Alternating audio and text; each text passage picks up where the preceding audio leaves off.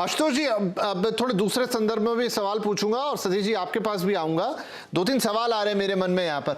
तो अगर जो आरक्षण का विरोध होता है या जब जब उसका विरोध हुआ है, जिस भी तरीके से हुआ है, चाहे वो मंडल के जमाने में हुआ है, चाहे वो आज होता है, वो विरोध करने वाले का आधार क्या होता है? क्या वो इसलिए विरोध करते हैं कि आज भी वो अपने समाज में मौजूद पिछड़े, अति पिछड़ों को आगे बढ़ते हुए नहीं देखना चाहते? आज भी उनकी मानसिकता वैसी है कि नहीं, हम ही प्रबुद्ध हैं, वो नहीं है, या फिर उसका रीजन कुछ और होता है?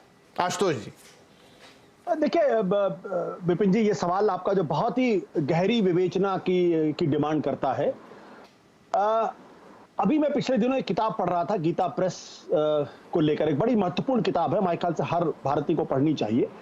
और उसमें कल्याण मैगजीन एक निकला करती थी जो 1920 के दशक में निकली थी। उस मैगजीन में जिस तरीके से पिछड़ों को, दलितों के बारे में अनटचेबिलिटी को जिस तरीके से जस्टिफाई किया गया, शास्त्र के हिसाब से भी जस्टिफाई किया गया और साइंस के हिसाब से भी जस्टिफाई किया गया है, उसको पढ़ने के बाद हमारी और आपकी आंखें खुल जाती हैं कि दरअसल इस देश में एक ऐसा समाज था जो पिछड़ों और दलितों को जाति के आधार पे एक निकृष्ट समझता था। और यही कारण है कि आज भी, शहरों में तो शायद उतना नहीं है, लेकिन आज भी आप देखिए कि कोई दलित अगर मूंछ रख लेता है तो उसके साथ कैसा व्यवहार किया जाता है। अगर शादी के समय वो घोड़े पर चढ़ जाता है तो उसके साथ कैसा व्यवहार किया जाता है। अगर इस देश के संविधान ने, चाहे वो किसी भी जाति का हो, चाहे किसी भी धर्म का हो, अगर उसको बराबरी का हक दिया है, तो हम और आप कौन होते हैं किसी दलित को घोड़े पर चढ़ने से रोकने के लिए? और हम और आप कौन होते हैं किसी दलित को मूंछ रखने पर, उस ऐंठने पर उसको प्रताड़ित करने के लिए? और हमारी चेतना ऐसे वक्त पर क्यों नहीं जगती? इसका कारण यह है कि इस देश के संसाधन पर लगभग 80 से 90% उन लोगों का कब्जा है जो समाज में, जिनकी उपस्थिति 15 से 20% है। और यह सारी समस्या की जड़ है। अगर आज आप हिंदुस्तान के तमाम, भारत के स्तर पर सचिवों की लिस्ट अगर आप निकाल लेंगे तो आपको ऑटोमेटिकली पता चल जाएगा कि वहां पे किस जाति के लोगों का वर्चस्व है। और मैं वर्चस्व की बात कर रहा हूं। अगर आप जुडिशरी का निकाल लेंगे तो आपको पता चल जाएगा।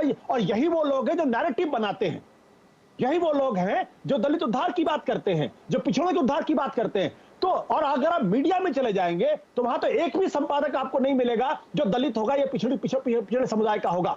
तो सवाल इसी बात को लेकर यह है कि जब दक्षिण अफ्रीका की टीम बनती है, क्रिकेट की टीम, और वहां पर यह कहा जाता है कि आपको कलर्ड लोगों को टीम में रखना है, तो दक्षिण अफ्रीका की टीम कमजोर हो गई? लेकिन हमारे यहां यह प्रतिपादित किया जाता है कि अगर आप आरक्षण देंगे तो इस देश के अंदर कार्यकुशलता घट जाएगी, देश की जीडीपी घट जाएगी।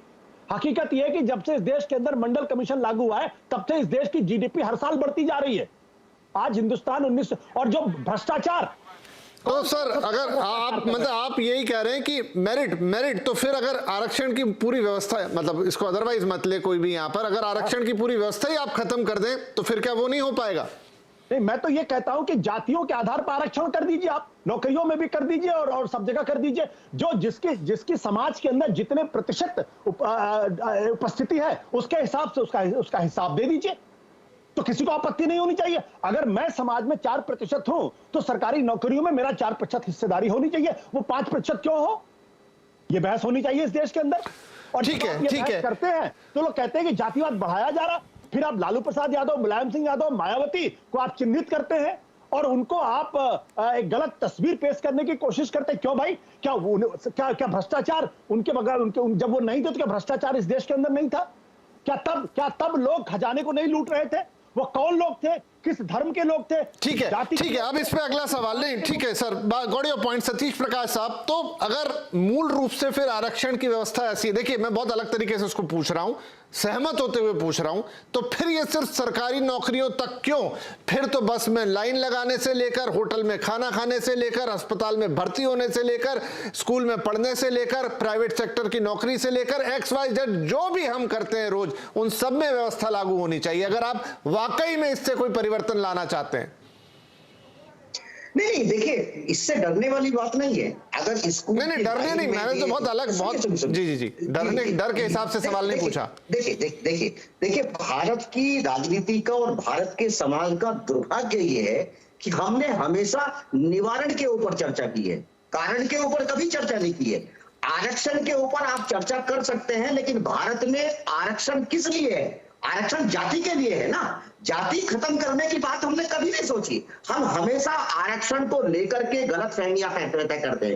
एक बात आपको मानना पड़ेगा कि जहां जहां आरक्षण है वहां वहां दलित पाया जाएगा, वहां वहां आदिवासी होगा, वहां वहां कहीं ना कहीं अगर जुडिशरी में अगर दलित आरक्षण नहीं है तो जुडिशरी के आप अंदर जातियों को खत्म करने की बात कर रहे हैं। आपके देश में जातियों पे पार्टियां बनी हुई हैं।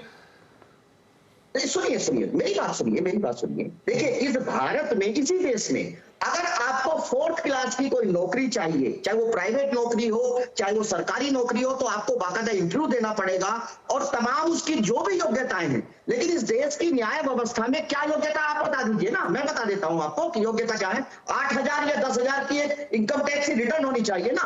कोई भी वकील जो है जिसके पास 10-12 साल का एक्सपीरियंस हो, सरकारी और सरकार से कहीं ना कहीं उसका लिंक हो, सुप्रीम कोर्ट में डायरेक्ट जज बन जाएगा और वही निर्णय देगा कि आरक्षण ठीक है या गलत है। देखिए, मेरा कहना यह है कि हमको एक ऐसे समाज का निर्माण करना पड़ेगा कि जहां पर आप बिना आरक्षण के, बिना जाति के, बिना मतभेद के, बिना भेदभाव के कोई भी व्यक्ति अपने आप को सुरक्षित महसूस करे। बाबा साहब ने यह कहा था, यह सच है कि यह देश राजनीतिक रूप से आजाद हुआ, लेकिन इस देश में जब तक सामाजिक गुलामी रहेगी, इस देश में आरक्षण ही एक ऐसा माध्यम रहेगा कि दो लोगों के बीच का कहीं ना कहीं गैप खत्म करना पड़ेगा। और या तो एक बात यह भी हो सकती है कि आप आरक्षण खत्म कर दीजिए और हम सामाजिक न्याय की लड़ाई तब तक लड़ेंगे, जो तीसरी आजादी की लड़ाई होगी, जो सामाजिक आजादी की लड़ाई होगी, कि जब तक इस देश में सामाजिक अन्याय खत्म नहीं होगा। मेरा मानना यह है सर, इसमें कोई डरने वाली बात नहीं है। अमेरिका में डाइवर्सिटी लागू है।